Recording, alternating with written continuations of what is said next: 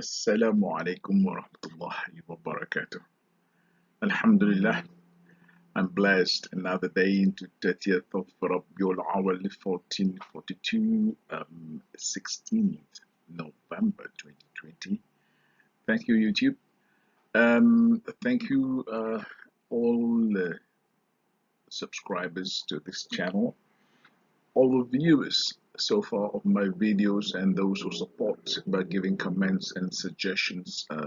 It's been wonderful for me. I am honored to be here sharing this knowledge via the YouTube video. So before we carry on into today's into this video's topic, please, to all my fellow Muslims all over the world, if you are in the mosque today for the Friday prayers and the khatib is about to preach khutbah, or you are in any religious events, sessions, lessons, please do not watch this video. Thank you very much. Alhamdulillah. So today I am attempting again, this time, in another area, which is or another activity, which is called, which I call schedule-based transit storage.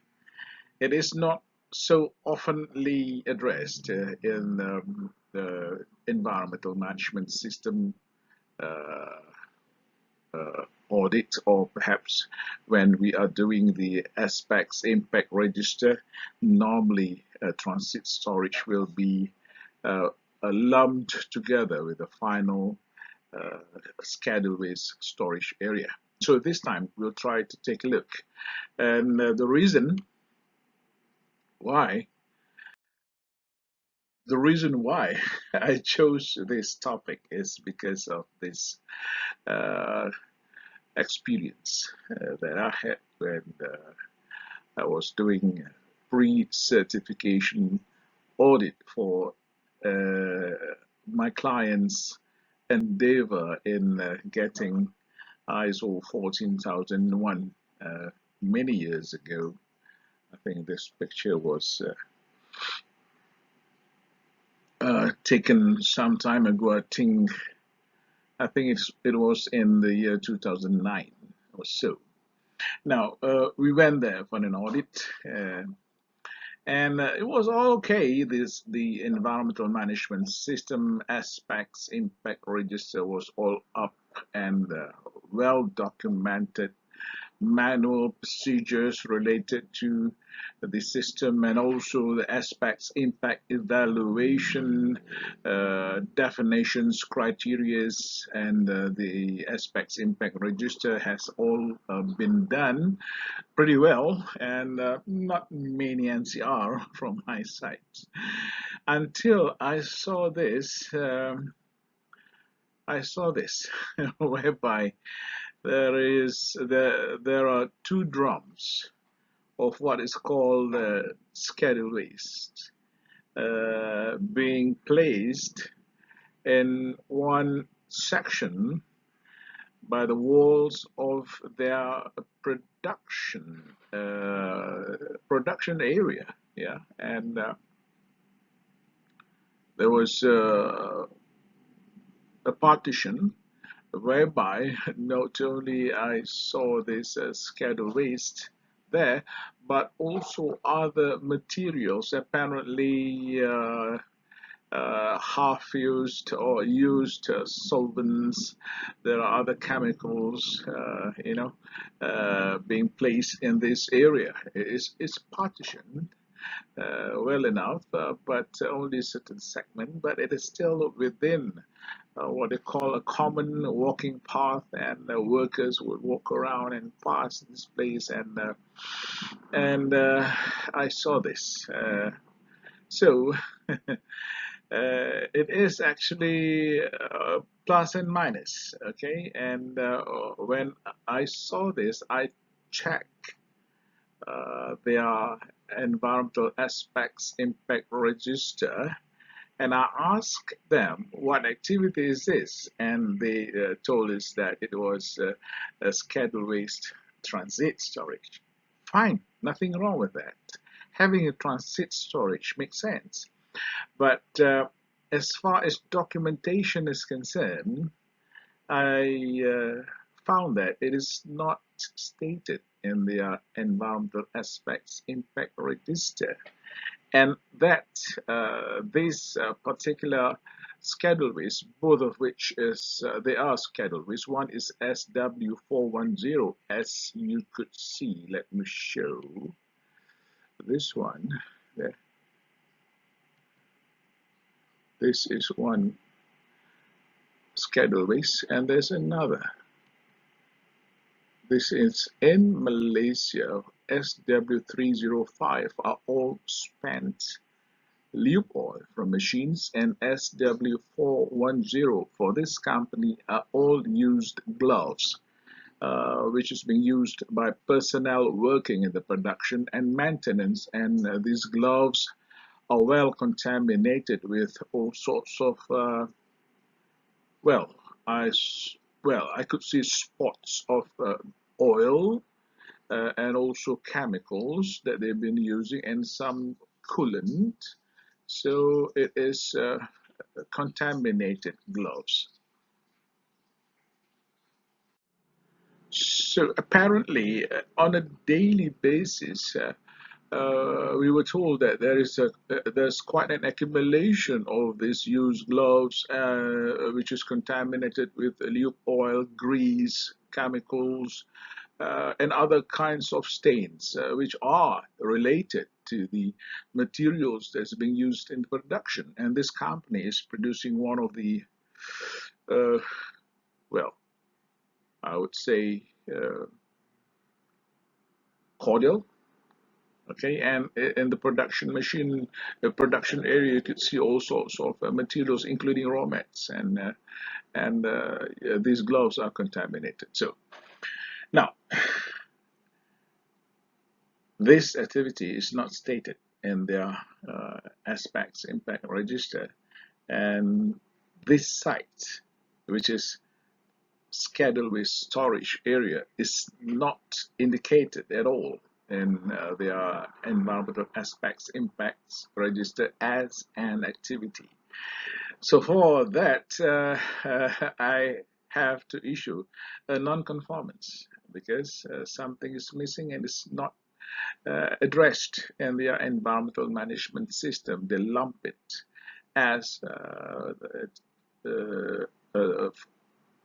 together with the final storage of scheduled waste. There is another dedicated scheduled waste storage area in this company, which is away from this building, and they have built a dedicated scheduled waste storage area, all well done. And they address that activity to include this in transit, but transit does not appear in their environmental management system. So, and NCR. Yeah, sorry, gang. Okay, now let us now link between safety, health, and environment as far as this activity is concerned. Let us begin with the used glove over here. Let's take a look. Oh, how is used gloves be affecting safety? Let's take a look. There you are. All right. Okay.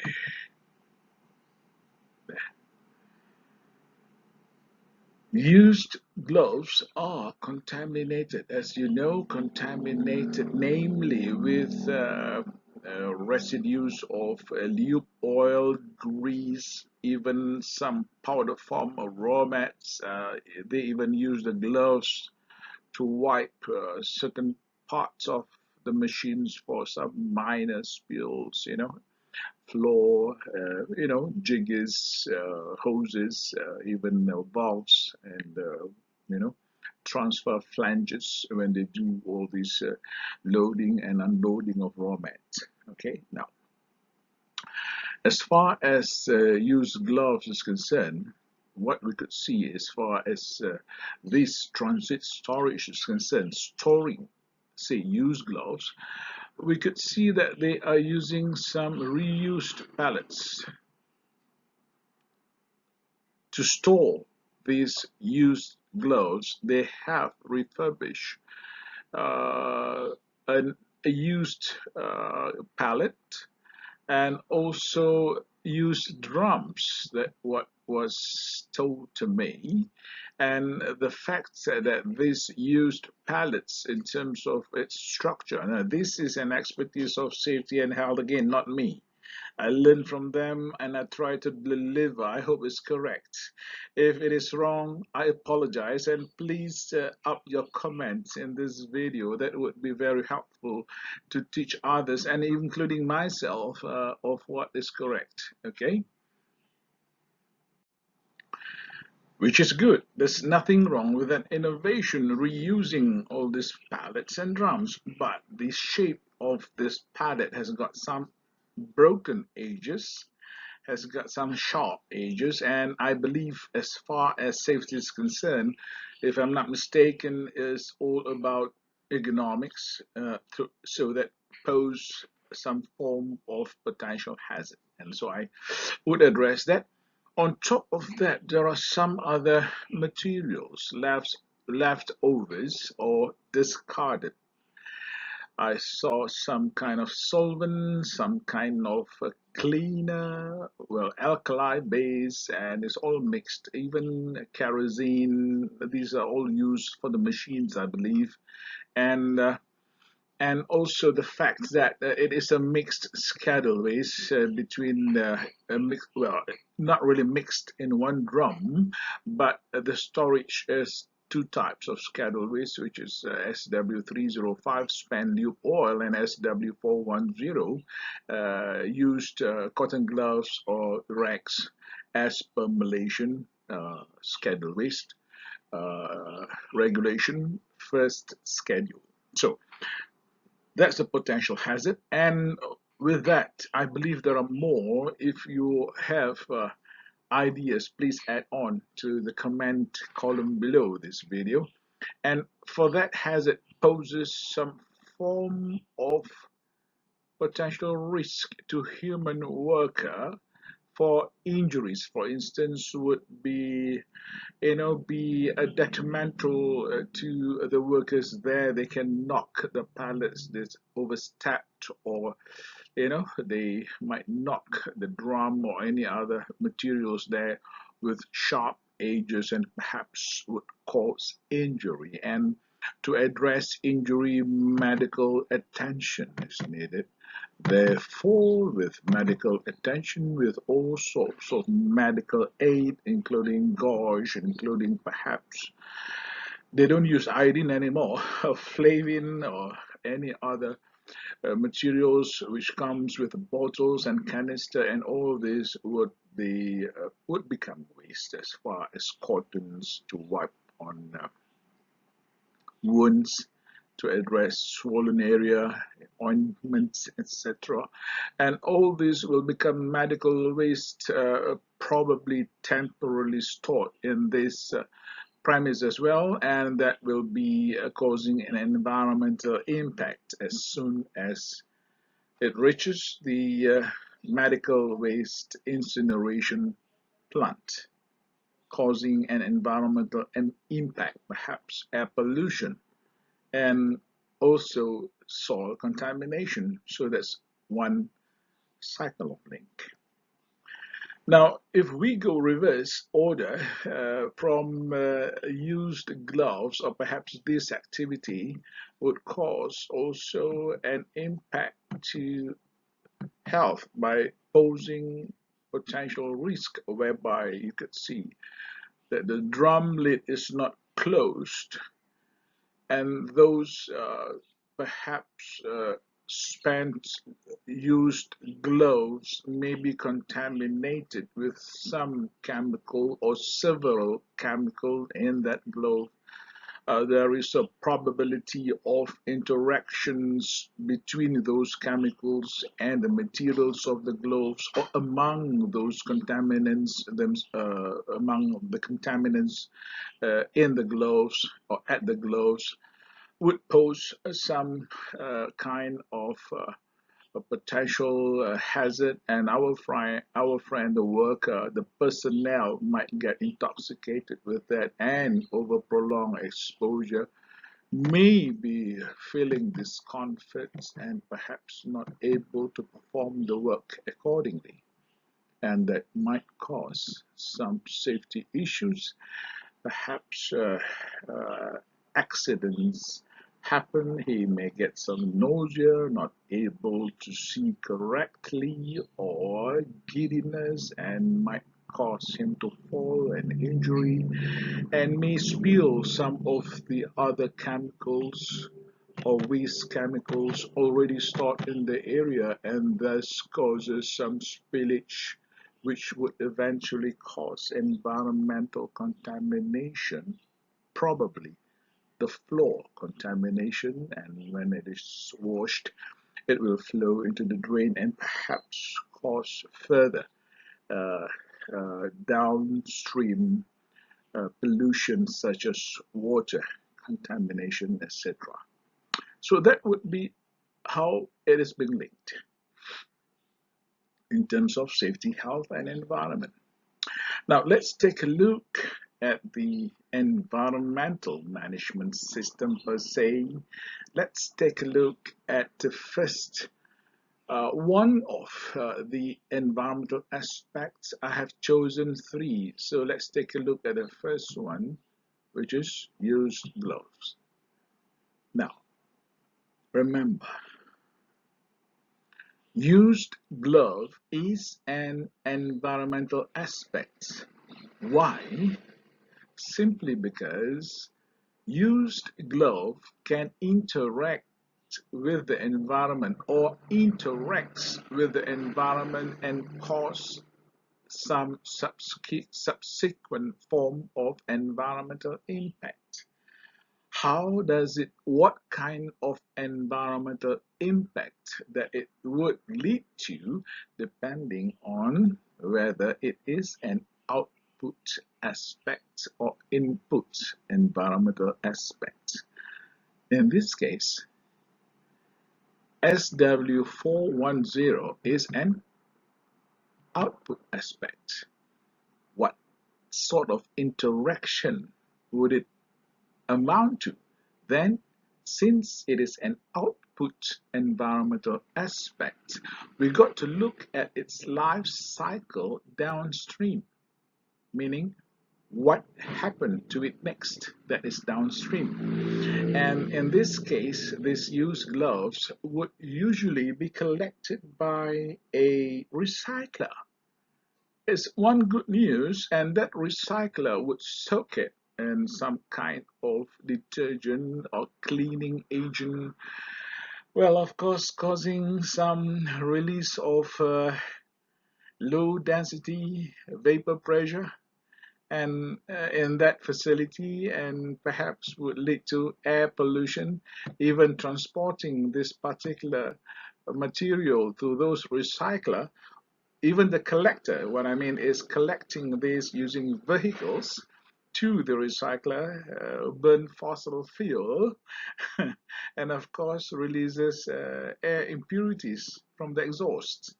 And the fact that this particular first batch of first few stage of the recycling where cleaning is happening, uh, there would be some release of fugitive aerosols, perhaps from the soaking, and that could be volatile organics, that could be solvent, and that would be in the ambient air as fugitive air emission and would come out through the ventilation system of the building and causes atmospheric pollution called air pollution.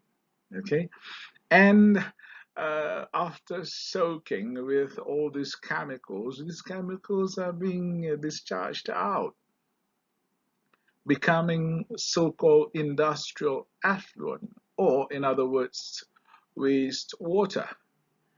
And perhaps they have got an industrial effluent treatment plant, treating all these recycling, washing chemicals in water, thereby releasing treated water, and that perhaps comply to the limits of the charge, the standards, okay? BOD perhaps 100 milligram per liter, COD probably 150 milligram per liter, still contaminated, but at permissible level, releasing it into the storm, perhaps water drain or monsoon drain for that matter, thereby causing water pollution and causing an imbalance water load in the receiving streams and rivers. That would be environmental impact associated to the downstream interaction of these particular used gloves with the environment, as it is an output aspect of this uh, facility. Nonetheless, the washed gloves are being reused. Therefore, when more recycling, rather, of these used gloves, the demand for new gloves shall be less. And when the demand for new gloves is less, and since these gloves perhaps is made from petrochemical fibers, other than perhaps synthetic cotton, as you may like to put it, these would lead to less demand for petrochemical materials, oil and gas materials, less demand for crude oil, less demand for oil drilling, thereby at least it helped retard the velocity or the rate of resource depletion. And I would glad, I would be very happy to put this word in, which is the recycling of the used gloves, or the used gloves here is contributing to resource conservation for a while.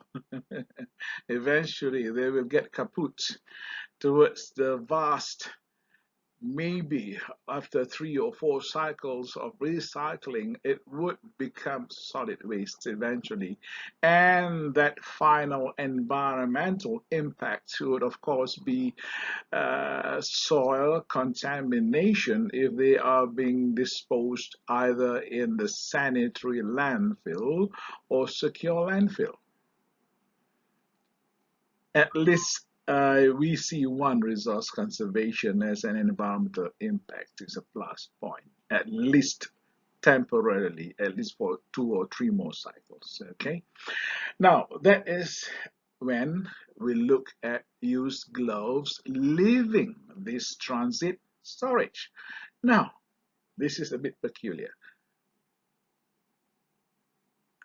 The same thing, used gloves, but immediately fresh from production, entering this transit storage. Is a different thing now. It is an input, but still use gloves. Okay, how to manage this? How would we interpret this? That would be consistent with the life cycle perspective of what is called environmental aspects. So for this, it is a little peculiar, isn't it? Used glove entering an activity as an input is supposed to be output, but it is true enough. For this transit storage, the used glove is an input. It is an output from the production activity or from the maintenance activity. But it becomes an input into this particular schedule waste transit storage, a mini storage. Now, when it is an input, we have got to address it as an input. Therefore, an input environmental aspect, we have got to look at it from the upstream of its life cycle. There you are. It sounds familiar, but you wouldn't go wrong. You wouldn't go wrong. You see, this glove, it is being used by the production, by the maintenance. It is contaminated glove. It is an output from the production process, an output also from the maintenance personnel and maintenance activity which uses it. Therefore, as an input environmental aspect, in order to determine its associated environmental impact is to look at its life cycle perspective upstream, meaning where does the gloves come from? It is manufactured by the textile industry using perhaps petrochemical thread or materials, polyester perhaps, all right, and other synthetic materials known best by petrochemical people who produces this item. And the more demand for petrochemical raw mat, the more demand for oil and gas product, the more demand for upstream, which is crude oil, the more demand for fossil fuel, therefore causing an environmental impact known to all of us as resource depletion. And as I've introduced in earlier slides, it damages the bedrock structure. That would be the impact for uh, input used gloves. Okay, and let's take a look at another environmental aspect. This one really is quite common, and I like it so much. Uh, the reused drums. There you are, the white drums that you see. These are all, according to the senior production manager and the health safety manager and the SHO officer who accompanied my entire audit in this factory. According to them, these are drums which was previously containing their raw mats. Amazing, which is good. And instead of disposing it as scrap metal, or perhaps if there are some residue of the raw mat, it would be scheduled waste, but instead they clean it because they have got a wastewater treatment plant or an industrial effluent treatment system. The cleaning of all these materials is within the same character with the effluent that enters the IETS, meaning they are organic. So it doesn't put any additional load to their existing treatment mechanism of their industrial effluent treatment system. And they clean it up, dry it up, and then they rework this drum. They do some, well, refurbishing, I would say, refurbish the entire physical structure, straighten out things, and perhaps some welding, sanding, and coating. And the outer layer is painted white, really making it conspicuous. And I like the idea. It is safety, and they have got, of course, they've got good SHO personnel working for them, and good advice given. It is conspicuous. It is good. I like it white actually for this kettle waste drums. Um, it's prominent, isn't it? And they coat it, all right. And for the fact that it is a reused drum, it becomes and this reused drum is an output from perhaps production, but into this transit storage, it is an input aspect because it comes into this process. It comes into this transit storage. Although the drum was an output, perhaps from production, perhaps from, yeah, it is production, from production or warehouse, but it is being reused, refurbished, and enters this transit storage as a reused drum for scheduled waste containment, which is very good. And as an input aspect, we have to look at the upstream of its life cycle, meaning where does it come from? It is being reused. And when we are able to reuse, it doesn't come from anywhere. There is less demand for new drums, and there is really a minimum interaction with the environment by far of materials flow. So we are able to conserve resources. This company has conserved natural resources, meaning no demand for new drum. See, no demand, no new demand for drums to be used as scheduled waste drums or scheduled waste container. And for that also, they have conserved geological integrity, structure, not much or no, absolutely no damage to ecological structure of the bedrock because they were able to reuse the drums. Otherwise, if it is a fresh drum, more blasting or more dredging of rocks is required. All right, mining of iron ore perhaps is required. So since they are able to reuse, the upstream life cycle perspective of this reused drum is resource conservation, is geological conservation, which is a plus in environmental management. Okay, so how do they manage this reused drum? The SW410 use gloves and SW410 use gloves as input into this and also as output from these transit storage. That is the management of environmental aspects. In order to manage, we need operational procedure related to those environmental aspects and managing this particular activity called scheduled waste transit storage.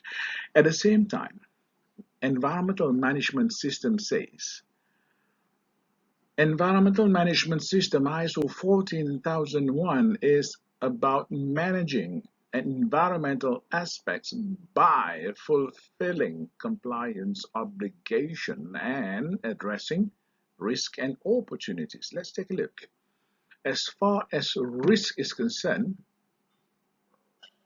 oh, there is legal liability, scheduled waste.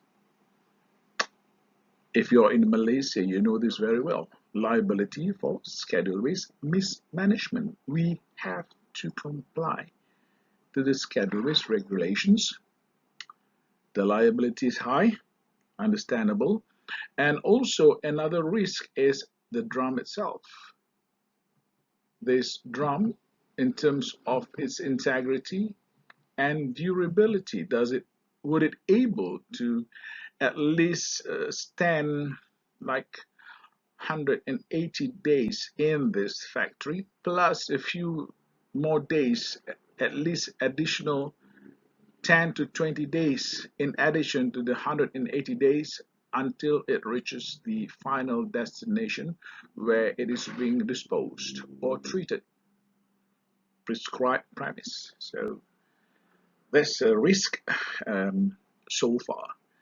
I have asked the personnel over here, and there has been no incident reports of this drum leak between the time of date first generation of the waste and the time and date it reaches the prescribed premise. No record of spillage or accidental leaks, no record. So with that, it is good. Of course, no NCR on that. Okay. Nonetheless, this is a little bit of a question for me that day. Uh, there's, I wouldn't say it's a busier route around this area, but people, the, the personnel working around the area, in this area, and around the area are seen walking past, and especially there are workers who brought trolleys laden with some types of the other types of raw mats or discarded chemicals, loading and unloading from this area, meaning it is busy. And the frequency of mobility, the way I see it, I was standing there about half an hour around this area, checking one by one all these drums and containers with my colleagues. About half an hour, a small area like this, and we would easily see within that half an hour at least three batch of people, three rounds or three trips of people in and out from this place, and not many personnel for each trip, about two or three people uh, doing work. And apparently, to me, that is a frequency, and it would add on to the equation of potential hazard as far as safety and health are concerned. But for the environment, there is a possibility of perhaps they might temper, out of convenience, temper these perhaps spend lube oil, taking it out perhaps without record, and using it as internal recycling without record. Recycling is good, yeah, no problem. If they want to use this lube oil to lubricate the chains, in the factory, for me, I promote that, but it has got to be recorded, because schedule waste regulation is by quantum, and schedule waste regulation wants us to record with accuracy and up to date. So be careful with that. So that is my the risk that I think is worth pondering. And we got to, but according to these people, nobody uses this SW305 spent lube oil, and nobody reused the used SW410. I take their words, but the fact that this lid, look at this, is not closed properly, I have to issue them NCR, because it is already a legal non-conformance.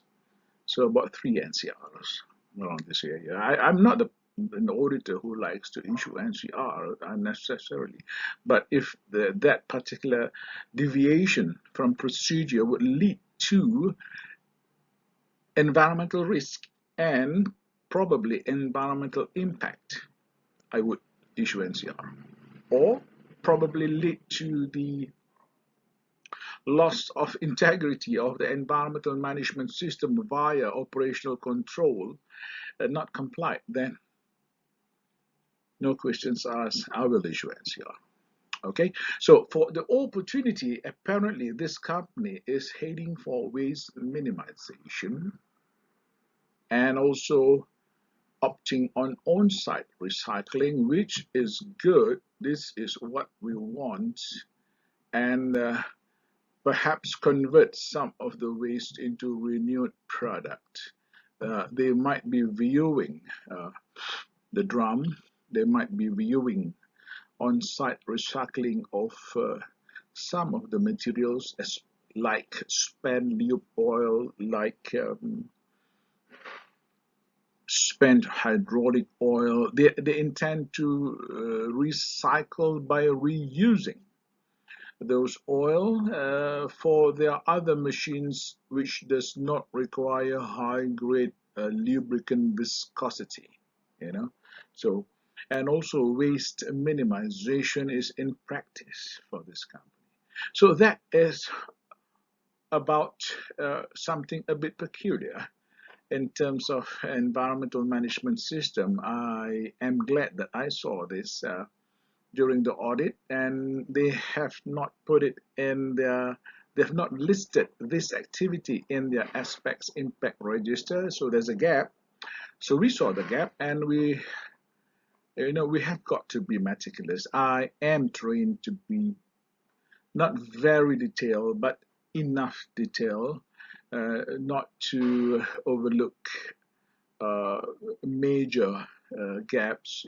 So I I saw this, and they have to include schedule with storage, transit storage as one of their activities listed in their environmental aspects impact register, therefore being evaluated for significance, and also addressed risk and opportunities. And in my case, I show them that they need to have environmental performance evaluation for each and every aspect that they have identified. So it will be good for them as a proof of their conformance to the top management, and perhaps it would be promoting some sustainable businesses for the company in environmental terms.